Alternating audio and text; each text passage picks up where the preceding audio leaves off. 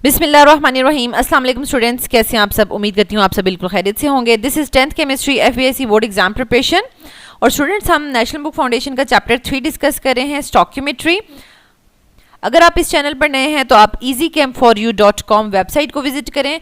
यहाँ पर आपको तमाम जो है अपने लेक्चर्स डिटेल में मिल जाएंगे और एक सीक्वेंस में मिल जाएंगे। जैसे कि आप यहाँ पे इसको स्क्रॉल करते हैं तो ये देखें, आप 9th class, 10th, 11th, 12th, आप जिस क्लास में हैं आप उस क्लास का जो है टैब क्लिक करेंगे, आपको डिफरेंट चैप्टर्स नजर आएंगे। जिस चैप्टर को क्लिक करेंगे उसके आपको लेक्चर्स मिल जाएंगे, ठीक है। उसके अलावा ये देखें, फेडरल बोर्ड के पास पेपर्स के ऑब्जेक्टिव्स आप प्रैक्टिस कर सकते हैं। और जो आपका फाइनल असेसमेंट फ्रेमवर्क है और आपने फॉर्मेटिव असेसमेंट में जो टॉपिक्स निकाल दिए गए हैं वो चेक करने, तो आप इस टैब पे क्लिक करें और डिफरेंट सब्जेक्ट्स के और डिफरेंट क्लासेस के जो है असेसमेंट फ्रेमवर्क्स अपलोडेड हैं और आप उसको वॉच करें और अपनी बुक्स पे मार्क लगाएं कि ये वाले टॉपिक्स में से फाइनल में पेपर में क्वेश्चन नहीं आएगा। तो चलें स्टूडेंट्स, स्टार्ट करते हैं। रब्बिश्रह ली सदरी वयस्सिर ली अमरी वहलुल उक़दतम मिन लिसानी यफ़क़हू क़ौली। ऐ मेरे रब, मेरे लिए मेरा सीना कुशादा फरमा दे और मेरा काम आसान कर दे और मेरी ज़ुबान की गिरह खोल दे ताकि वो मेरी बात समझ सकें। आमीन। अल्लाहुम्मा अन्फ़अनी बिमा अल्लमतनी वअल्लिमनी मा यनफ़अनी वज़िदनी इल्मा। ऐ अल्लाह, मुझे फ़ायदा दे उसके साथ जो तूने मुझे सिखाया है और मुझे सिखा जो मेरे लिए फ़ायदामंद है और मेरे इल्म में इजाफ़ा फरमा। आमीन।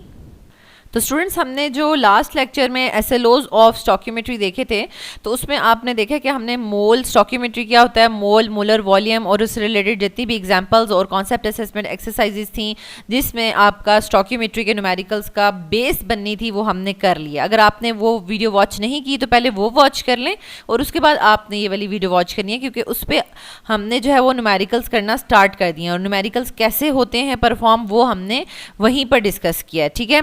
तो आज हम जो है वो यहाँ पर percentage composition, limiting and non limiting reactants को यहाँ पर डिस्कस करेंगे। तो स्टूडेंट्स, यहाँ पर हमारे पास है परसेंटेज कंपोजिशन। तो इसके रिलेटेड जो है वो न्यूमेरिकल्स तो नहीं पूछे जाएंगे, लेकिन अगर इसकी डेफिनेशन पूछी जाए या फार्मूला तो वो आपको आना चाहिए, ठीक है। तो इस तरीके से इन्होंने इस चैप्टर में से चीज़ें जो है वो स्किप की हैं कि वो आप स्किप कर ही नहीं सकते, ठीक है। आपको वो चीज़ें आनी ही आनी चाहिए, क्योंकि अगर आपको कॉन्सेप्ट नहीं होगा, यानी इनका सीक्वेंस में कॉन्सेप्ट नहीं होगा तो आप जो है वो प्रॉपरली पेपर अटैम्प्ट नहीं कर सकते, ठीक है। परसेंटेज कंपोजिशन क्या होती है? Basically the relative amounts of each element in a compound are expressed in as the percentage composition, ठीक है। परसेंटेज कंपोजिशन बिल्कुल उसी तरीके से जैसे हम अगर आपसे पूछते हैं कि आपके केमिस्ट्री में कितने % मार्क्स हैं या फिजिक्स में कितने % मार्क्स हैं या मैथ्स में कितने % मार्क्स हैं, ठीक है, तो आप परसेंटेज पूछते हैं ना, ठीक है। तो बेसिकली उसमें क्या होता है कि आप परसेंटेज फाइंड आउट कैसे करते हैं, यानी उस सब्जेक्ट के जो टोटल मार्क्स होते हैं ना, सब्जेक्ट के मार्क्स लगाते हैं, ठीक है, और डिवाइडेड बाय टोटल मार्क्स होते हैं आपके, ठीक है। अगर सिंपल अगर आपने केमिस्ट्री का ही देखना है तो केमिस्ट्री में आपने कितने मार्क्स लिए हैं divide by total marks into 100, ठीक है। तो ये आपके पास आ जाता है परसेंटेज कंपोजिशन, मतलब परसेंटेज ऑफ एनी सब्जेक्ट, ठीक है। लेकिन अगर आपने टोटल परसेंटेज निकालनी है तो आपने टोटल अपने मार्क्स जो गेन किए हुए हैं, ठीक है, अगर आपने 1000 मार्क्स लिए हैं आउट ऑफ 1100 तो आप 1000 डिवाइड बाय 1100 मल्टीप्लाई बाय 100 कर देते हैं, ठीक है। तो सेम यही चीज़ को आपने फॉलो करना है परसेंटेज कंपोजिशन के लिए कि अगर हमारे पास ग्लूकोज है, ठीक है, तो ग्लूकोज में हमने देखना होता है कि इसमें कार्बन कितने % है, ठीक है, कार्बन की परसेंटेज क्या है, हाइड्रोजन की परसेंटेज क्या है, ठीक है, और ऑक्सीजन की परसेंटेज क्या है, ठीक है। ये चीज़ें अगर हमने फाइंड आउट करनी है तो हमने क्या करना है, mass of the carbon in 1 mole of a glucose, ठीक है, 1 मोल ऑफ ग्लूकोज में कितना मास है कार्बन का, ठीक है, divided by molar mass of a glucose, ठीक है। तो मोलर मास ऑफ ग्लूकोज तो 180 होता है, ठीक है, और जो कार्बन का मास 1 मोल के अंदर है वो हम कैलकुलेट कर देंगे 12 × 6, ठीक है। तो इस तरीके से हमारे पास जो है वो परसेंटेज कंपोजिशन कार्बन की आ जाएगी। तो ये अब आपको समझ आ गया होगा कि बेसिकली क्या होता है, relative amounts of each element in a compound are expressed as the percentage composition। अब इनको हम relative amounts क्यों कह रहे हैं, क्योंकि बेसिकली जब हमने ग्लूकोज में C6H12O6 ग्लूकोज में हमने जो है वो कार्बन को देखना होता है तो इसमें सिर्फ हमने कार्बन से ही डील नहीं करना बल्कि कार्बन का तो मास लिखना है, ठीक है, यानी 12 × 6 तो हम लिखेंगे डिवाइडेड बाय, लेकिन बाकी एलिमेंट्स के मासेस को कैलकुलेट करके तो उनसे उनको डिवाइड करना पड़ेगा और मल्टीप्लाई बाय 100। तो इसका मतलब है कि कार्बन को रिलेटिव टू, यानी कार्बन की percentage relative to hydrogen and oxygen देखी जा रही है। इसका मतलब है कि पूरी इनकी कार्बन की जो परसेंटेज है, हाइड्रोजन की परसेंटेज है और ऑक्सीजन की परसेंटेज है, इनको ऐड करें तो टोटल जो है वो 100% बनना चाहिए। ठीक है, टोटल क्या बनना चाहिए? 100% बनना चाहिए।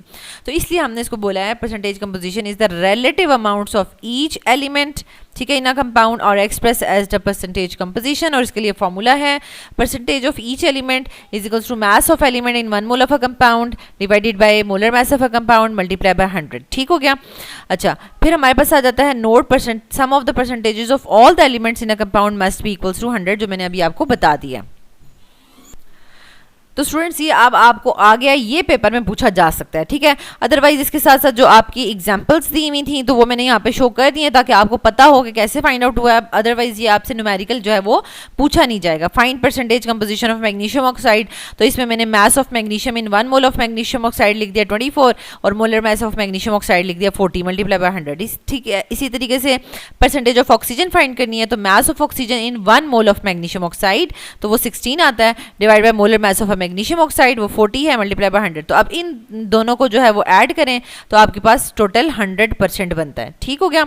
अच्छा, फिर आपके पास ये तो सिंपल सी एग्जांपल दी हुई थी ना, तो आगे जो कॉन्सेप्ट असेसमेंट एक्सरसाइज नंबर 3.14 है ये लो ऑर्डर न्यूमेरिकल है। वैसे ये आपसे क्वेश्चन भी नहीं पूछा जाएगा, ठीक है, कि वाटर में जो जितने भी एलिमेंट्स हैं उनकी परसेंटेज कंपोजिशंस बता दें, सल्फ्यूरिक एसिड में, ग्लूकोज में, अमोनियम नाइट्रेट में। ठीक है, तो इनकी जो सोल्यूशंस हैं वो मैंने यहाँ पर अपलोड कर दिए हैं। आई होप सो कि आपको ये समझ आ रहे होंगे क्योंकि फॉर्मूला भी आपको समझा दिया है। ठीक है, और जो है वो आपको कैलकुलेट कैसे करना है ये भी समझा दिया है। ठीक हो गया। अगर इससे रिलेटेड आपको कोई भी क्वेश्चन हो तो आप जो है वो कमेंट बॉक्स में पूछ सकते हैं।